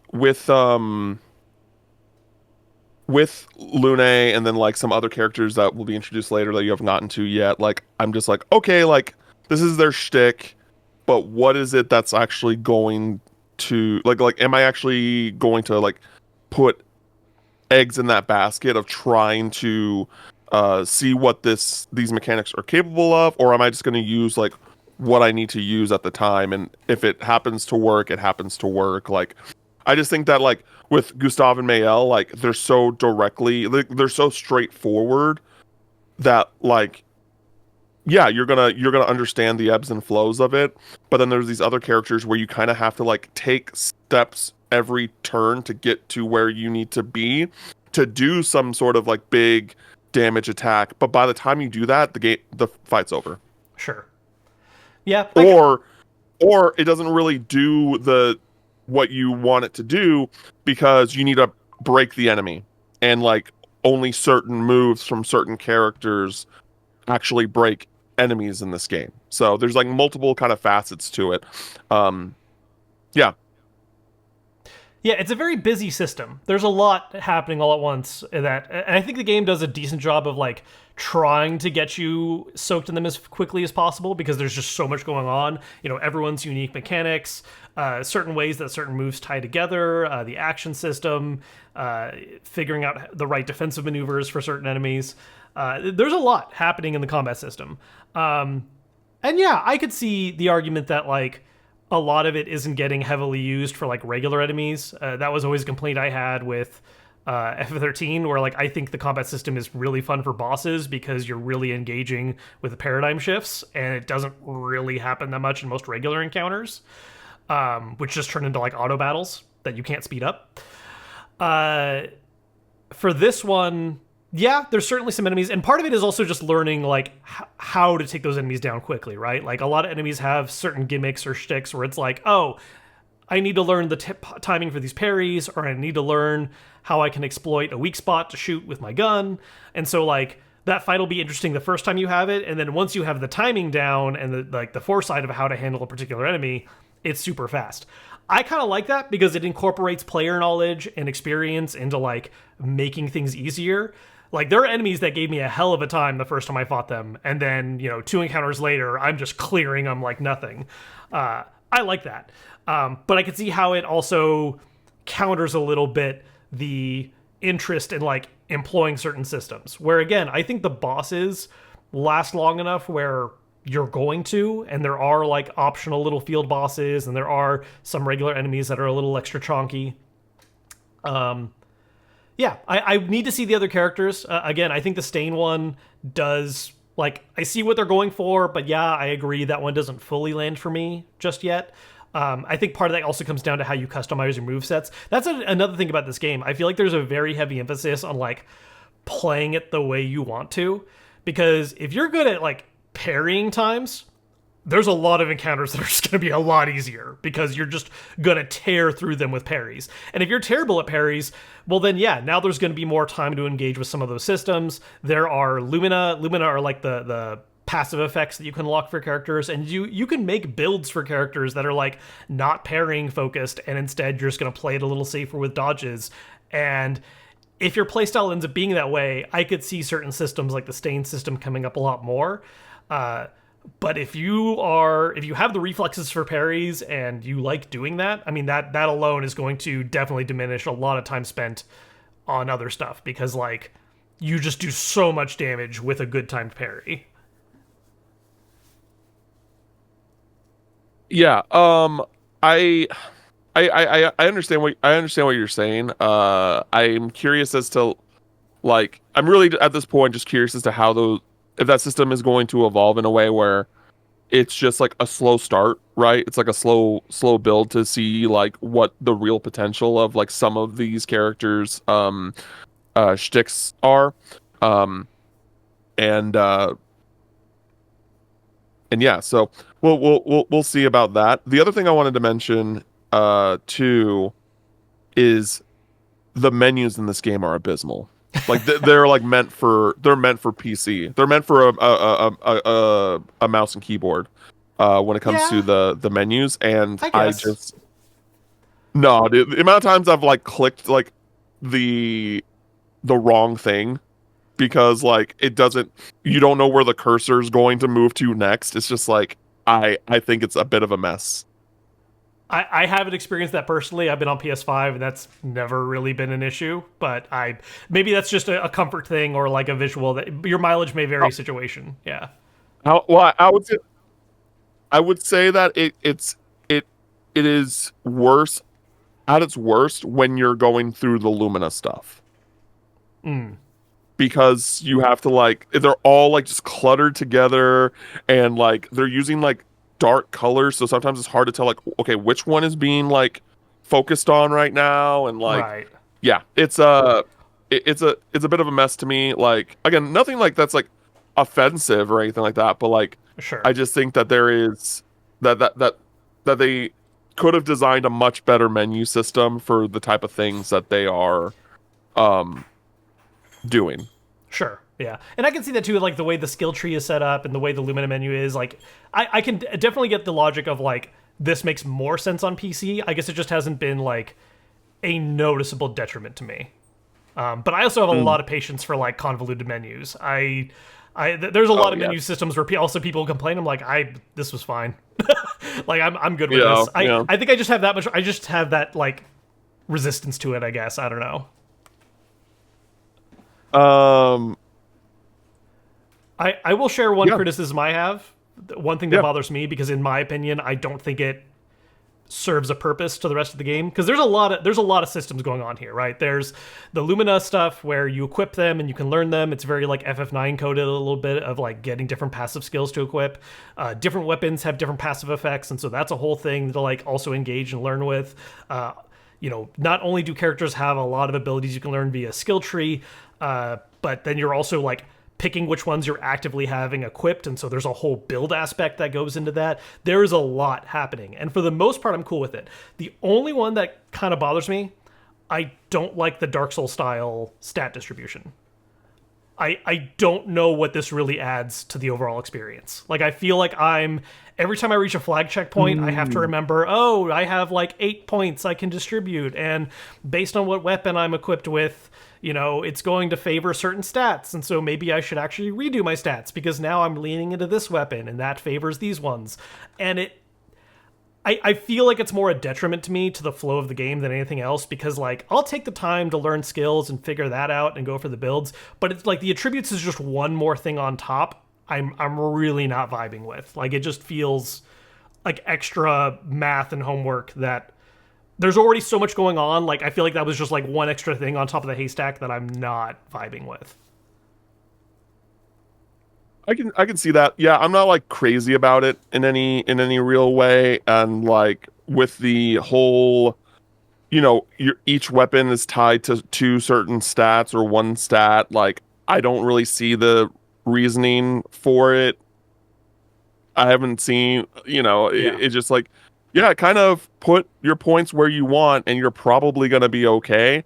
I would say that like there's been a few times where I'm just like, okay, I need to put some stuff in defense, or like I need to put some points in like vitality, get my health up a bit. But like outside of that, it's just kind of like, oh yeah, I'm just kind of throwing points in the things that make the more numbers go up. Yeah, um, like I just ultimately don't see what it really adds other than like another thing I have to remember to check on in the menu system every time I go to a flag checkpoint.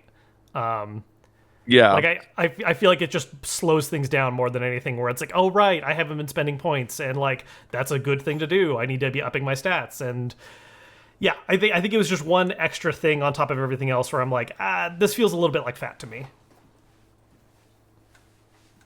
Yeah, that makes sense. I can totally agree and see where you're coming from with that. Um, there was one other thing I wanted to mention. Oh yeah, one thing I do want to give this game credit for, or like thing that I like is that I don't feel the need to have to. I feel like in a lot of JRPGs, it's like, oh, you got the new weapon, it's going to be better, blah blah blah blah. And this one, I've definitely felt the want to like hold on to other and use other weapons that aren't just like the newest one that comes in for one reason or another, whether it be like, oh, it does this element, or oh, it does like once you get to this level it gives you this bonus. Like there are things that make me feel the need to like uh or the want to keep holding on to this weapon because it does fire damage, and like a lot of the kind of abilities and things that exist in the game right now for me makes sense to like prioritize uh things like fire weapons that burn enemies, and like because there will be like certain abilities that have these bonuses to for enemies that are burning, and like I really like that they have implemented that. Like, I've gotten several weapons for like Lune, and I've kept the like second one that she got. Because it's just like, oh, it does fire damage, and like it does the thing that I needed to do. And then like Mael, like she has her fire. Sword, What's the rapier, word I'm epee. looking for? Rapier. She has fire rapier, and I've already leveled it up to like level 9 or something because I'm just like, nah, like this is the one to use, like for me.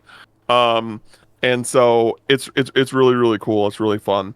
Um, but we're obviously we want to share our impressions on Expedition 33 so far, and we're definitely going to do a spoiler cast once we finish the game, both of us, and we have the time to sit down and grab a couple of people and open that can of worms on our thoughts about the game in all its spoiler glory. Um, but we also want to kind of, for the topic of the show, talk about the state of turn-based RPGs with the release of Expedition 33 coming out, and the discourse that has come with that. That I think that both Kevin and I are kind of like really annoyed by I'm because it's just like so clear that that so many of these people like just like don't play JRPGs on the regular. And I and honestly, I found someone. I can't take credit for this. I saw a tweet uh on Twitter that I think encapsulates my frustrations about this. And to be clear, this has nothing to do with Expedition 33 as a game, the quality, or anything like that. This is like just the idea of like, oh, this brand new turn-based JRPG came out that is able to grab the mainstream attention, right? And so I saw this tweet, and I think it's just so funny, where it's like, it's 2025, and Clair Obscur Expedition 33 is proof turn-based games should make a comeback. It's 2024, and Metaphor ReFantazio is proof turn-based games should make a comeback. It's 2023, and Baldur's Gate 3 is proof that turn-based games should make a comeback. It's 2022, and Octopath 2 is, you know what I mean? Like, and it's literally just Dr. Manhattan sitting on Mars, like, from Watchmen. It really is just like there. It feels like that there's a continuous like discourse in the mainstream that like, oh, this is the game that's putting turn-based games back on the map. I'm like, what are you talking about? This has been. This is already. This is not. They've never not been back. Yeah, they've always existed. Yeah. They're always good. Like it's a headache. I think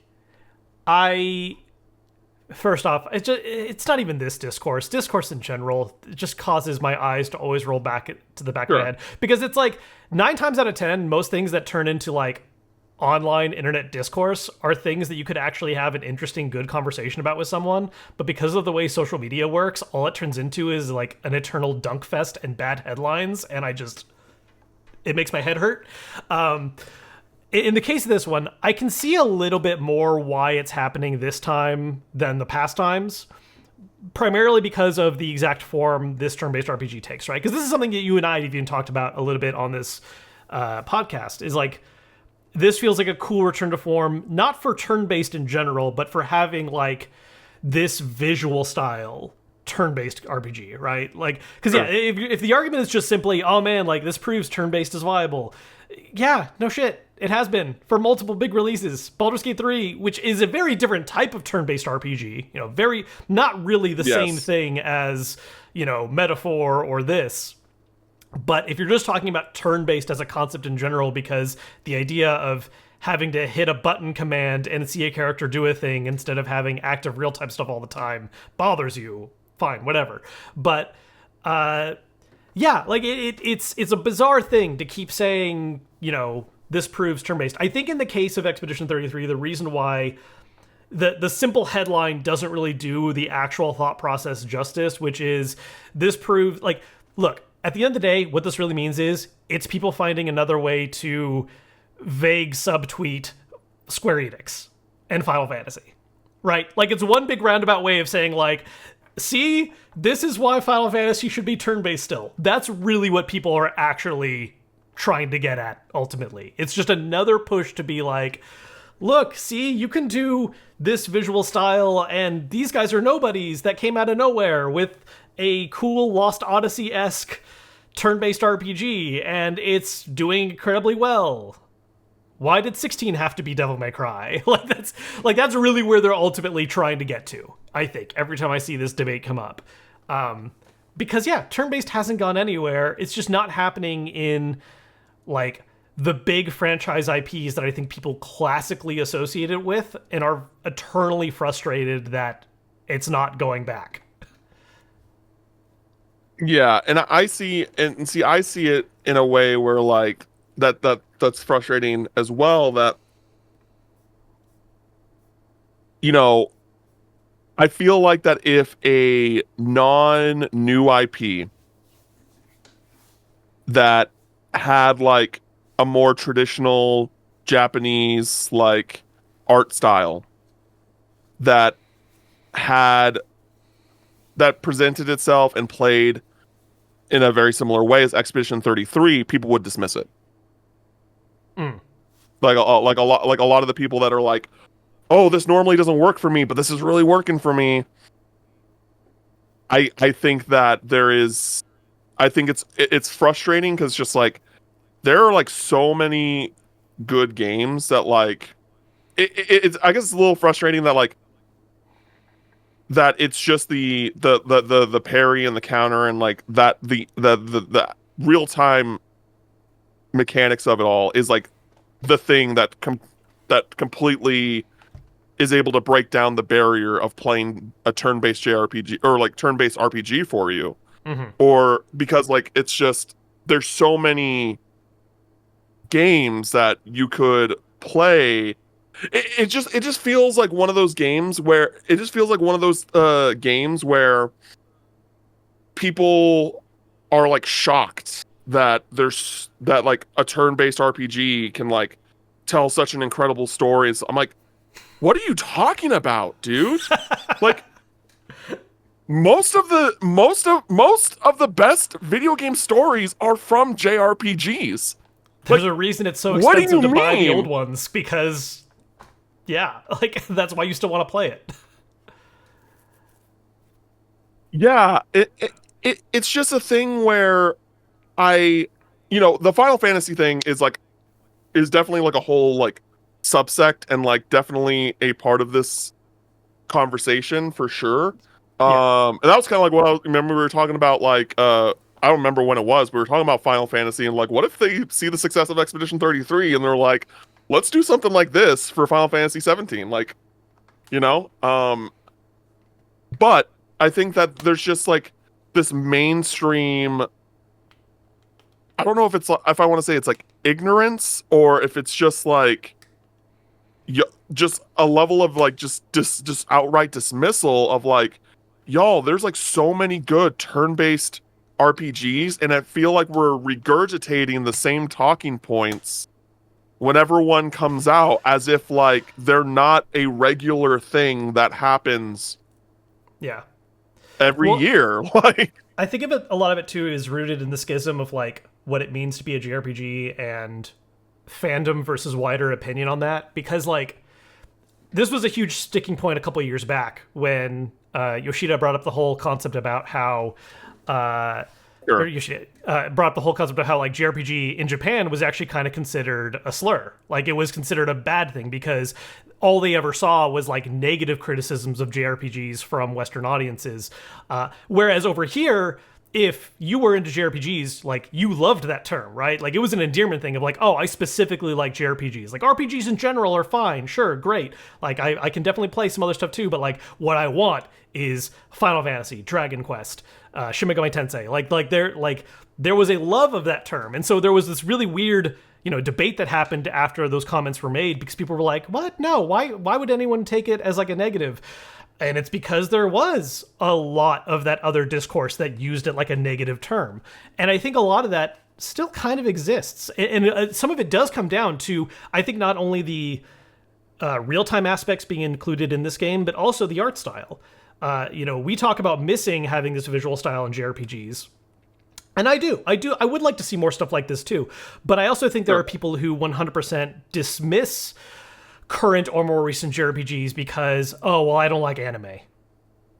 Right. Like, oh, Yeah. I'm not going to play Persona. That looks like weird anime stuff. Like, I'm not into that. Um, It's or are it's not, or are not into like the retro aesthetic of like some of the more like pixel style ones. Um, there's this weird idea that this one is more valid because it looks like a double A, triple A Western. Western style thing. Like I think there are people that are absolutely more into this and giving it more a pass and saying things like turn-based RPGs are back because again, this is the first one in that style after so long. That Yeah. I do like that. I do want more like that. But to use that as a way to dismiss all the other stuff that has come out, you know, Metaphor, Octopath, even like the indie level stuff with like Sea of Stars. Like there's been so much Yeah. good turn-based RPG stuff that is excellent. And it just doesn't get the same degree of attention.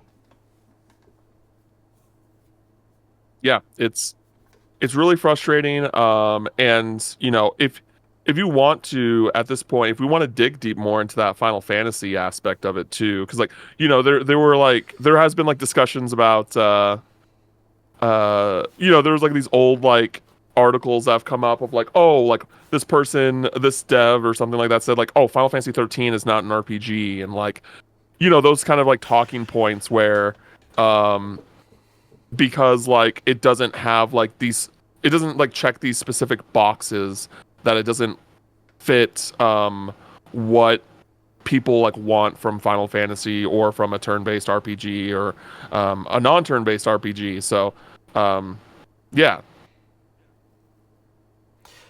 Just like how I feel about like Square Yeah, yeah. I mean, potentially like, like obviously, like, you think it's dumb, but like, yeah. if you want to dig a little bit deeper on that Yeah. side of things. Well, I guess where my stance on it comes from, right, is that like, look, I do like I'm not going to not say that I wouldn't like to see Final Fantasy do turn-based again, right? Like that is an honest Oh, truth. But at the absolutely. same time, I'm not going to damn attempts at doing other things that are different or new. Like FF16, I ended up having my problems with 16's combat system, and there were things about it I don't like, but it's not rooted in the fact that they decided to go real time. Like I don't like we've talked about it before here. I love 7 remake and rebirth. Like I think those combat systems are incredible. And those are real time with, some RPG aspects more rolled in. And so yeah, I think it's dumb to entirely dismiss like where mainline Final Fantasy could go if it like never returns to turn based. But I also like I do like it's like a twisted aspect of like I understand also just wanting to see that return happen, but like just be chill about stuff sometimes, like I don't know, like just like it's okay. The world isn't ending because Final Fantasy isn't doing another turn-based entry again. Like there's plenty of good food out there to eat.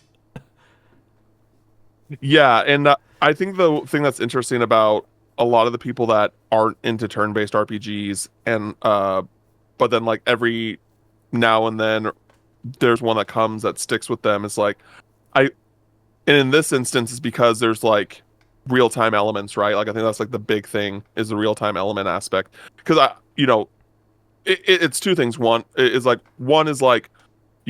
people will like say on social media like, oh, that we want real time, we don't want turn based, and then they don't show up for it. Yeah. Right. They don't vote with the thing that they're passionate about saying online. But then also like I feel like I'm betting that the vast majority of people that talk crap about turn-based games, they play maybe the first couple of hours of one and then they check out. And that does not give, and like, you can argue that this is a criticism of the genre. Like I'm not gonna I think there's a discussion for that, but like you're not gonna see like the systems or like the mechanics that this game is trying to introduce and like see the big picture in the first 2 hours of a JRPG. You're just not. Like you're not gonna do that like unless it's a incredibly short JRPG. Like if it's like a 8 hour, 10 hour game, maybe. But like if it's something even like with Lunar, right? Like Lunar's like a 25 to 30 hour JRPG. I haven't seen those like the systems that game's trying to do in place yet, and I've already played like an hour and a half. Like it's just you have to let the game do its thing and let things grow.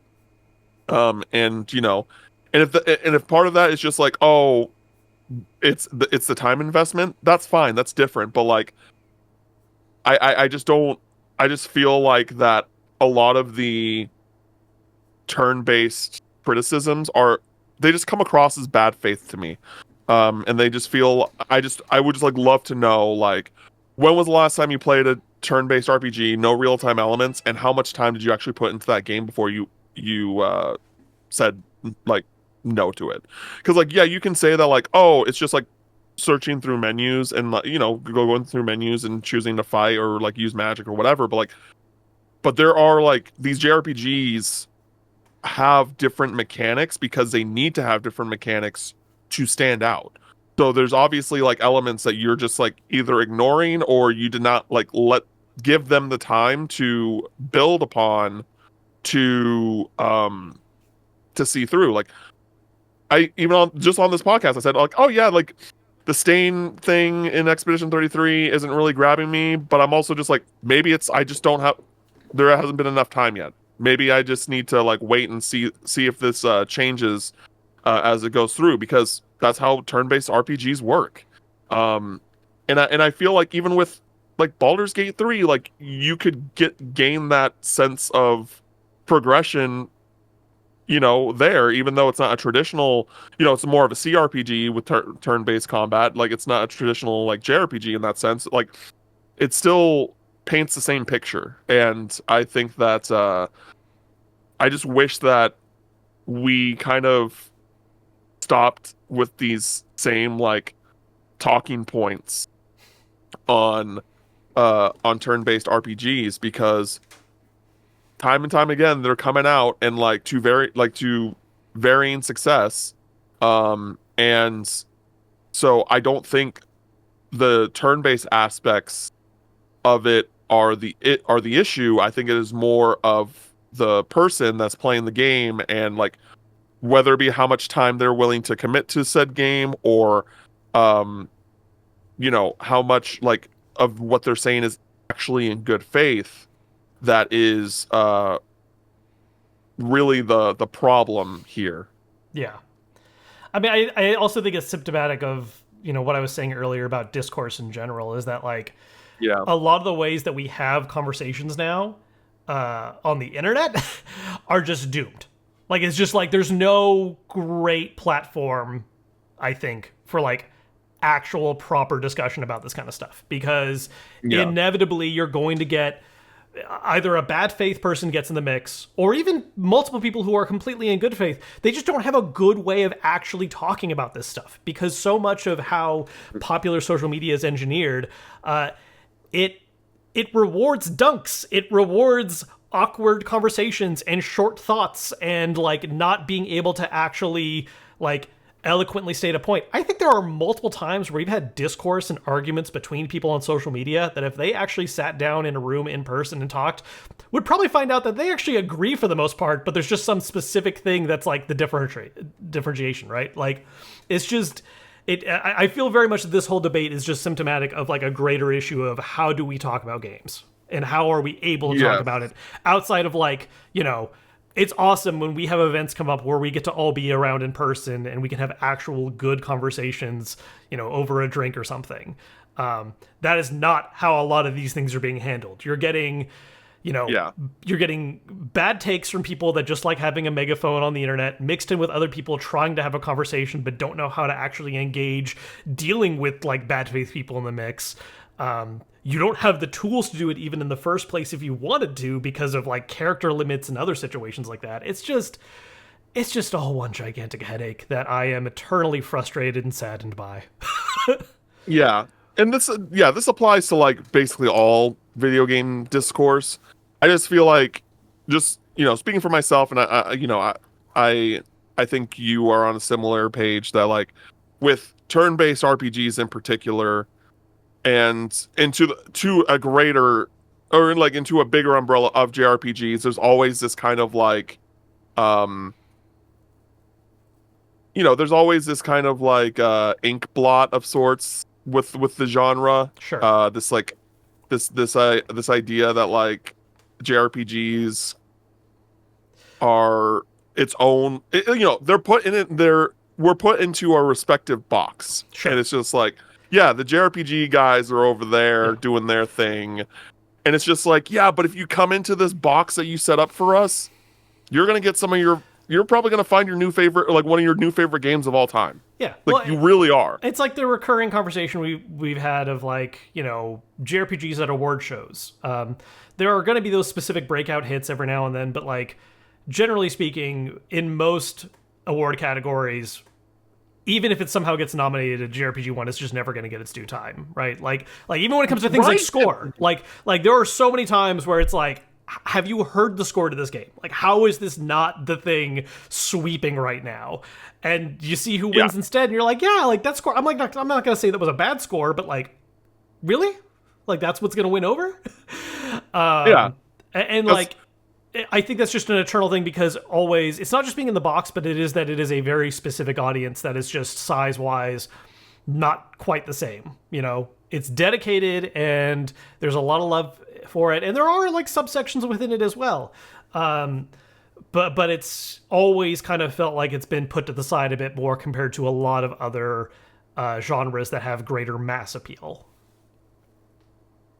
Yeah. And I think that, and here's the thing that's interesting to me about it too, is that like, I like that you use this example, because like I do feel like that JRPGs are like that category of like, oh, here are games that should be nominated but never win. Yeah. You know what it feels like to me? It feels like every time Disney takes an award for like best animated film, and numerous times that is not deserved. Where there's just like, it's like, did you see the other animated films that came out this year? Like, are you aware of what else is out there? And it's like, nah, man, Academy voters are going to vote for what they know, and they all saw the one Disney movie. It's Disney. And it's just like, yeah, and like, I mean, we're literally seeing with the Oscars, right? We're seeing like people like Academy members being like, "Oh yeah, I didn't watch this movie, and so I voted for this movie." It's like, bro, like you should not vote if you haven't played these games, like, or if you don't have any sort of real like idea of what this thing does. And that's the thing with JRPGs, right? Like, unless it's like Final Fantasy, like not even Dragon Quest in the West, like if it's Final Fantasy and maybe at like an Atlas JRPG at this point, And even and then, even honestly, then, probably not. yeah. Yeah, it's like you know, people like mainstream people are just like not gonna show up, and I think especially like with the remake project happening, I think that also speaks volumes too, right? Like there are some people that I think that when it comes to the Game Awards, the year that the Final 7 remake comes out, I think people are going to vote for that game simply because it is the last game of this like ambitious project that, you know, like Return of the King, right? It's like the part 3 of like this ambitious project, It's the and payoff. it Yeah. yeah, and it's the quality of like the consistent quality across the games. Like, you know, even though we both think remake is better than Rebirth, like Rebirth is still a fantastic game.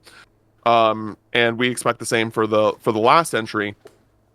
Um, that if that does not win, assuming that like there's nothing like outstandingly ahead of it that the year that comes out, I'm gonna be in the mindset that a JRPG will never win like Game of the Year at the Game Awards. It'll never happen. Like Sony could make a first party JRPG, and I don't think it'll win. It could win. Like, But you know what I Elden mean? Like, Ring, yeah, I don't. so it's just one of those things where there's this yeah, it's just like JRPGs and turn-based RPGs in general get a really bad rap, and it's really frustrating that like whenever a new turn-based RPG comes out and it really like hits the mark for people, that they're like, "Oh my god, this is like the best thing ever. This is amazing. Like turn-based RPGs are back." And I'm just like, "Yeah, this is a really good game, but let me tell you about like 10 other much better games that are that are waiting for you if you just took the chance to play them." Like, you know what I mean? Mhm. Um and so it's it is what it is. This is more of us just like kind of ranting for the topic of the show this week, but it's, you know, it's a really frustrating thing to have to deal with, where like, because it's not even that like you want these games to like particularly win, you want them to be recognized so that more people that will play these games, and then you can be like, look at this, like look at what has been here this whole time that you could have been playing, and now we can talk about it, now we can geek out about it and have a good time, like, because you know, we want people to play these games, we want people to play these games because we think they're great, and there's all these like stigmas to JRPGs, whether it be like, oh, anime art style, or oh, turn-based combat, that just are dumb. They're dumb. So, yeah. Do you have any last thoughts, Kevin, before we hop out of here?